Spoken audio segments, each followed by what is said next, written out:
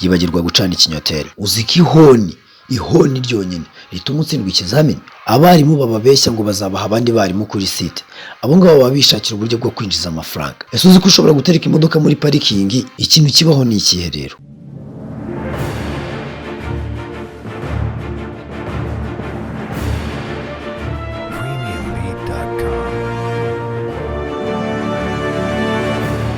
Ni United Driving School. Nyuma y'imyaka itari mike, United Driving School ifasha abanyarwanda kubona impushya zo gutwara ibinyabiziga byo mu nzego zitandukanye mu rwego rwo koroshya no kwegereza serivisi abakiriya bayo. United Driving School ubu yabazaniye amakamyo abafasha kubona kategori E ndetse na D1 mu karere ka Bugesera mu mujyi wa Nyamata. United Driving School urayisanga mu Rwanda hose, mu karere ka Bugesera urayisanga mu mujyi wa Nyamata munsi ya depo ya Bralirwa.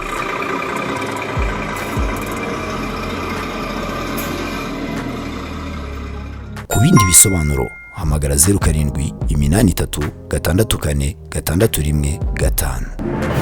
Iteza imbere, wihindurira ubuzima, uhindura ubuzima bw'umuryango ku bufatanye na United Driving School. Jo watamilezi, reka nongere mbifuriza ibihe byiza cyane abasongozi mwese muri rusange aho muri mu nguni zitandukanye z'isi. Uwiteka akomeze kubarinda ndetse no kubaremera amashimwe uko nkunda kubibasabira. Uwiteka akomeze kubana namwe cyane. Nta kindi kintu mbafite nabasabira kuko ntacyo mbarusha, ariko icyo nshoboye nanjye nzagikora kugira ngo dukomeze kubaka ubucuti burambye ndetse n'umuryango mugari w'abasongozi muri rusange. Sigaye mbakunda kandi sigaye mbishimira cyane, nkunda ibitekerezo mumpa. Nakira ibitekerezo byinshi cyane binyuze ku rubuga rw'umusongozi, ariko urumva byose bikomoza mu gushaka impushya zo gutwara ibinyabiziga ndetse no kugira ubumenyi bwisumbuyeho ku binyabiziga muri rusange, kuko ni urubuga ruri international ku bintu bijyanye n'imodoka cyane cyane ndetse n'amamoto. Ibinyabiziga byose bikoresha moteri tubigarukaho. Mu by'ukuri I feel like tired, ndumva naniwe cyane, ariko ndashaka kuganira namwe ho gake kandi nkababwiza ukuri cyane. Ntabwo ndi umuntu mukuru cyane, hari n'abantu bajya bumva ijwi wenda bakagira ndi nk'umuntu w'umugabo cyangwa se oya ndi umusore ariko uteganya kuzaba n'umugabo mu gihe Imana izabikinije ubuzima. Ariko mu gihe cyose nzaba nkiriho, ikintu gikomeye nahisemo ndetse nifuje gukora cyane n'umutima wanjye wose no gukora urubuga rw'umusongozi kugira ngo nkomeze gufasha abanyarwanda bifuza impushya zo gutwara ibinyabiziga muri rusange. Mu by'ukuri nababwiye ko hari ibintu bibiri nifuza kuganira namwe. Ikintu cya mbere nifuza kuganira namwe ni uburyo izina umusongozi ryajemo. Ikindi cya kabiri ni impamvu nahisemo gukora content yo gutanga ubumenyi ku binyabiziga. Icya mbere, izina umusongozi ntago ari umuyobozi. Hari nk'abantu wenda bumva umusongozi bakabisanisha n'ibintu byinshi cyane bitandukanye, ariko umusongozi ni izina usanga kuri site iyo ari yo yose ikorerwaho ibizamini byo gutwara ibinyabiziga cyangwa se ikorerwaho akazi ko kwigisha gutwara ibinyabiziga mu Rwanda hose. Iryo zina urarihasanga. Iryo zina uburyo rikora kuri site yacu, abasongozi baba ahantu hose ubundi mu kazi no mu mabotike njya mbabonamo, muri gare nibo bita abakarasi, no mu masoko ndakeka ariko babita abakarasi. Umusongozi ni wa muntu ushobora kubona umuntu nyine akamushishikariza service, akayikunda, akamubwira ibyiza bya serivisi atanga nyine kugira ngo amwete abe yabona umukiriya muri ubwo buryo. Cyangwa se umusongozi ubundi buryo ushobora kumugereranya n'abandi bantu mu kazi, wamugira nk'umwasista cyangwa se umwunganizi, wa muntu ushobora gusiga ku kazi mu gihe wowe utabashije kuboneka, cyangwa se wa muntu nyine ushobora kuba wizeye ku buryo ushobora kuvuga ngo nk'umusongozi simpare ndagiye, sigiye undi muntu imodoka araza kunyigishiriza bari abantu. Akaba ari wa muntu wizeye nyine ushobora guha ibintu abakiriya bawe nk'uko nawe wabibaha. Iryo ni ryo zina umusongozi. Ikindi kintu navuga ku basongozi, abasongozi kera bari ababazi b'ibwami bamucoma bari ababaga inyama. Ibwami babitaga abasongozi. Urumva ni izina nyine rifite ibintu byinshi cyane no muri Bibiliya ririmo. Nzabaho umurongo wo muri Bibiliya ririmo.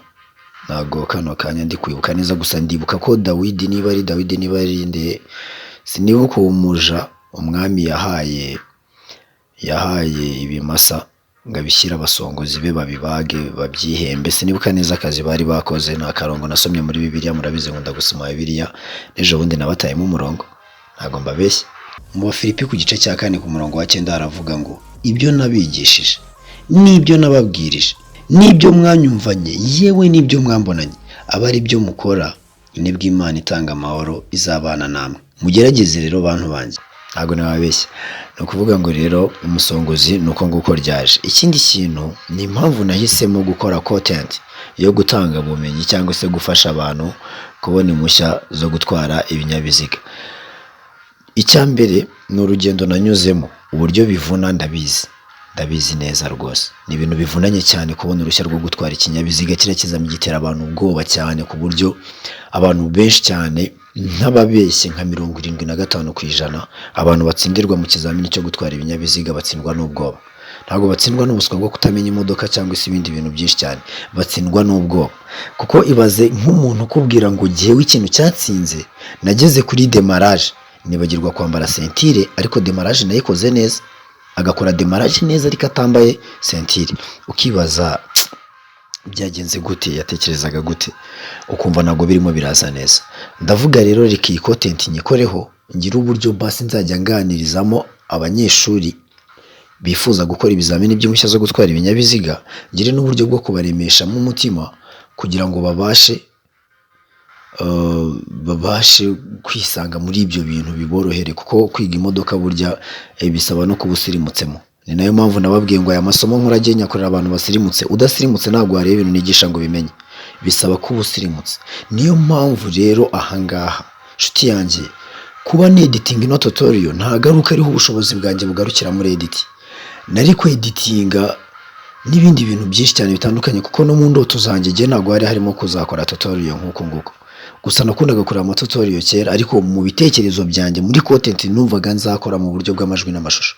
Ntabwo hari harimo gukora tutorial. Hari ibindi bintu nanjye numvaga nifuzaga gukora, ariko naje gusanga atari ngombwa ko mbikora, nza muri ibi. Ubwo niko Imana yabishatse, wenda birantamugisha nari kubigiramo, cyangwa se byari no gutuma abantu banyanga cyane. Kandi koko ibintu nifuzaga gukora ni ibintu ntari gukora nkunzwe n'abantu, nari kubikora ariko nkangwa n'abantu cyane. Ariko ndashima Imana ko yampaye content kandi ituma mbona urukundo rw'abantu, kuko mbona urukundo rw'abanyeshuri nigisha, urukundo rw'abantu mfasha bari hirya no hino, abantu bampamagara bari za Rusizi. Abantu b'i Rusizi ndabakunda cyane kabisa, n'abantu baza Rwamagana, abantu b'imareba mu Bugesera Nyamata, abantu bamareba kabisa. Timu Ladislas ndabemera cyane, barambwiye ngo nzagende bangurira gahene nkarye nzaza nkarye kabisa. Ariko abantu banyemereye impano mani muzanazikusanya muzime, erega nanyu umutima ubatereraho buri kanya avuga ati umuntu yanyemereye impano katayimpa imeze bite. Mu by'ukuri rero nari mfite byinshi cyane byo gukora, ariko mpitamo iyi content kugira ngo mfashe abantu bifuza kubona impushya zo gutwara ibinyabiziga, bitewe n'ukuntu nzi kano kazi gushaka kategori ari akazi katoroshye. Hari ikintu kimwe shaka kunenga abanyeshuri kenshi. Niba uzi ko uri umunyeshuri ukaba wishakira perime, gerageza mu mutwe wawe ushyiremo amasomo cyane, ukuremo amatiku y'utuntu wumvira kuri tele. Hari umunyeshuri uza akakubwira ngo ariko ngo ko numvishe ngo umunyeshuri wa kanaka ngo gutya na gutya ngari kabigenza ngo aribwo bimworohera. We afite systeme yigishijwemo na mwarimu wiwe, nawe ufite systeme wahawe na mwarimu wawe. Simbarara ku masomo yawe wijya kuzagara ibintu by'abandi.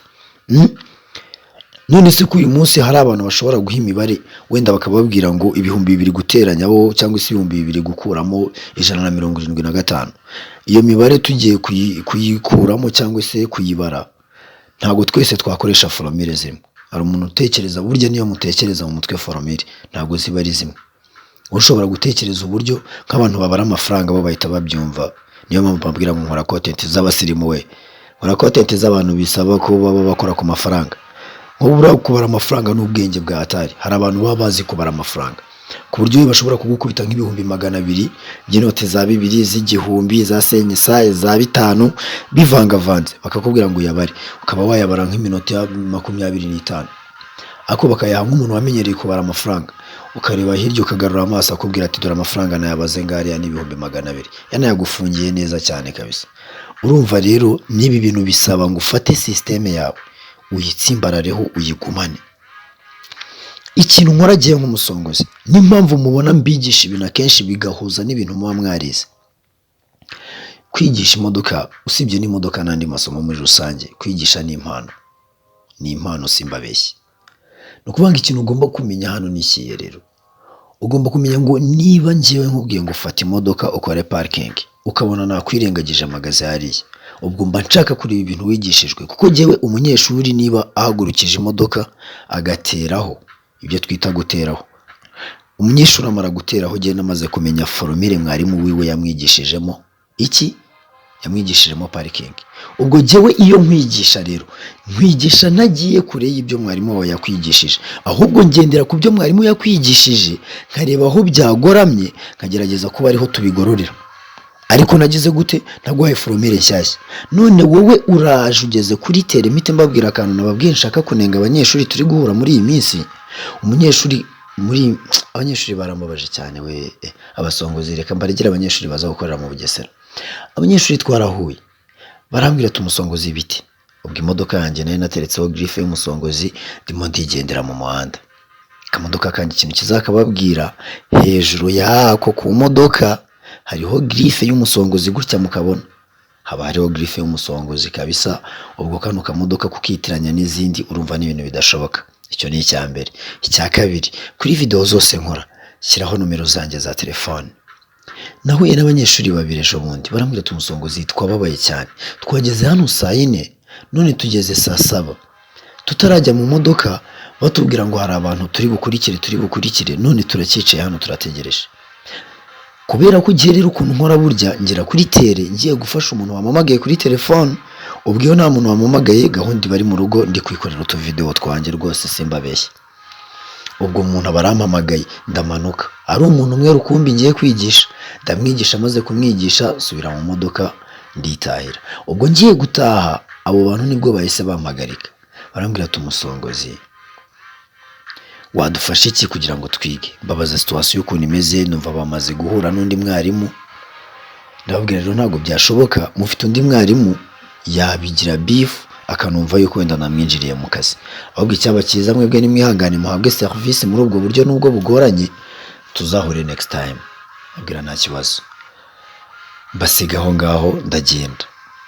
Urumva nk'abo banyeshuri bababajwe no kunsanga kuri site kandi bakaba bari guhabwa service mbi babona giye mfite n'umwanya ndi kwigendera.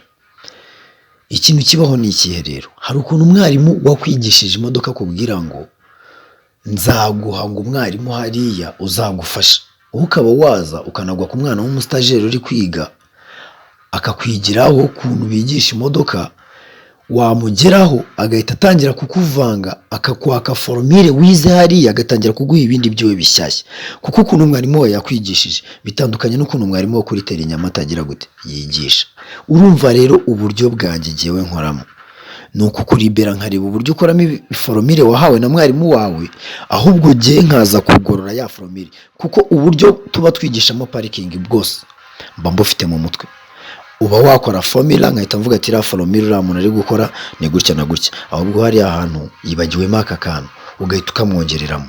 Nyaboneka rero ntazagira umuntu wongera kumbwira ngo yambuze, ntazagira umuntu wongera kumbwira tumusongozi rwose. Iyo menya nukuvuga ngo mwarimu wawe niba guhuje n'undi mwarimu kuri tere, hari igihe biba ari uburyo bw'imikoranire cyangwa se yishakira n'amafaranga, aragutanga bamuhaga komisiyo ku dufaranga dukeya, niba mara kumuha udufaranga usigara ujajaba mu kizami baguhaye umustajeri ngakwigisha ibintu nawe ataza adasobanukiwe.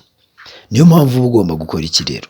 Uba ugomba kumpamagara kuri telefone ukambwira nzakora itariki iyi n'iyi, nkabyandika ahantu. Kuri iyo tariki nkazaza nkagukurikirana nkareba ukuntu uhagaze ukinjira mu kizami. Njya mbagezaho comment z'abasongozi baba bagiye bangezaho, nizo njye nifashisha rwose. Ngira ngo mwarabibonye ko amasomo aba ari indani muri mwe nta handi hantu nyakura. Niba umuntu aje akambaza ati gutya na gutya kurambura yaje bigenda bite, ubwo mpita nzamukiraho nanjye nkagira gute nkabigeza no ku bandi batari babizi. Umuntu niba mbaje ati kiriya cyapa iyo tukibonye tubigenza gute, no kuvuga ngo mujye mugerageza mu ibitekerezo byanyu kugira ngo mbisharinge n'abandi. Giye kuba sharinga igitekerezo cy'umuntu twahuriye kuri tere uyu munsi ndi kumwigisha. Umuntu yambajije ngo twari turimo turajya muri circulation, yibagirwa gucana ikinyoteri cyane twari tugiye kwerekeza. Ndangije ndamubwira nti ubu uziko ukase hari nta kinyoteri ucanye? Arangije arambaza ngo kandi buriya naba nsinzwe. ndaseka cyane ndamubwira ati hariya waba utsinzwe wahita uva mu kizami burundu. Hari ukuntu umunyeshuri aba yiyumvisha ko nk'ikinyoteri bigoye ko bamukura mu kizami kubera ikinyoteri, ariko no kuvuga ngo kiriya kizami usabwa kugikora neza kandi ku murongo, amategeko n'amabwiriza ukayakurikiza. Kubera iki wumva ko ikinyoteri kitatuma utsindwa ikizami? Ese kubera iki sentire yo uyibagirwa ugatsindwa ikizami? Kugira ngo wemere ko imodoka nta muntu wigisha imodoka mu kibuga wigisha imodoka. Ni kenshi cyane abantu bose batwara imodoka bagenda batambaye amasentire mu modoka, kandi ni itegeko kugenda wambaye sentire mu modoka, niyo amategeko agufasha araguhana. Ikindi kintu, iteka ryose umwarimu wese wigisha imodoka niyo yaba atazi kwigisha, aba azi kubwira umunyeshuri ngo ujye wambara sentire, kuko ibyo bintu tuba tubizi ko biri mu kizami kandi bishobora kugutsinda. Reka gutekereza ngo ikinyoteri ntabwo cyatuma utsindwa ikizamini. Ikinyoteri cyatuma utsindwa ikizamini pe. Sentire ituma utsindwa ikizamini ubwayo. Uzi ko ihoni ryonyine rituma utsindwa ikizamini?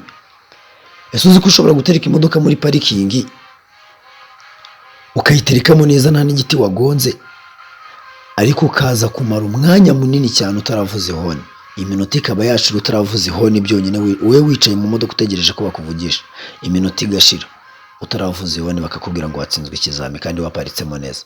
Wenda ari nk'amakuru make wagize, nka mwarimu buri munsi ugakora wageramo agahita akubwira ati nibyo sohoka.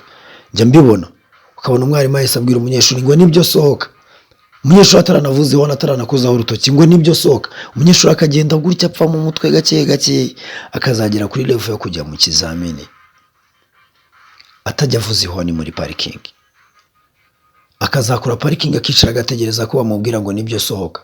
Iminota 7 igashira yicaye mu modoka, afande agahita amubwira ngo sohoka watsinzwe ikizami. Ibaze ihoni kugira ngo ritume utsindwa ikizami. Nshuti zanjye tube maso, tumenye ukuntu tugomba kubigenza. Abarimu bababeshya ngo bazabaha abandi barimu kuri site, abo ngabo baba bishakira uburyo bwo kwinjiza amafaranga, kuko namara kugutanga kuri uriya mwarimu ntabwo wazabaza ngo hano uri kwiga gute.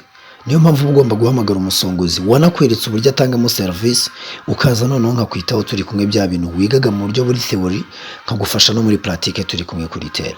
Bandi kuri tere mu karere ka Bugesera mu mujyi wa Nyamata niho nkorera, ntuzambure rwose niho mbandi.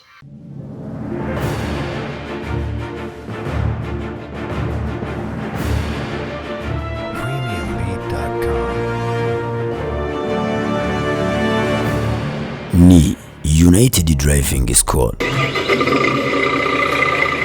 Nyuma y'imyaka itari mike, United Driving School ifasha abanyarwanda kubona impushya zo gutwara ibinyabiziga byo mu nzego zitandukanye mu rwego rwo koroshya no kwegereza serivisi abakiriya bayo. United Driving School ubu yabazaniye amakamyo abafasha kubona kategori E ndetse na D1 mu karere ka Bugesera mu mujyi wa Nyamata. United Driving School urayisanga mu Rwanda hose, mu karere ka Bugesera urayisanga mu mujyi wa Nyamata munsi ya depo ya Bralirwa.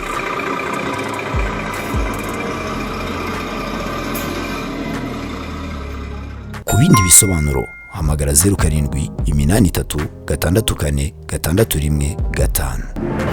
Iteza imbere, wihindurira ubuzima, uhindura ubuzima bw'umuryango ku bufatanye na United Driving School.